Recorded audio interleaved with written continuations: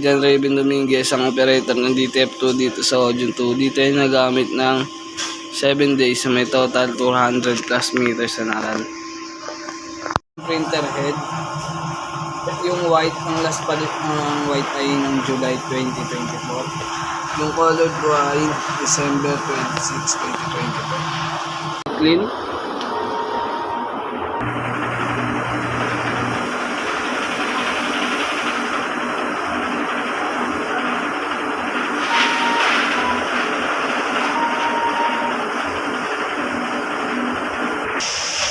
Ito po yung capping, may 60% condition.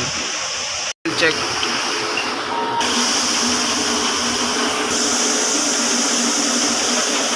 Yung system tama lang.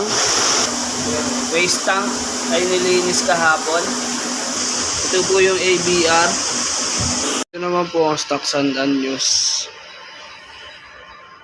Ito naman po ang records yung nagamit.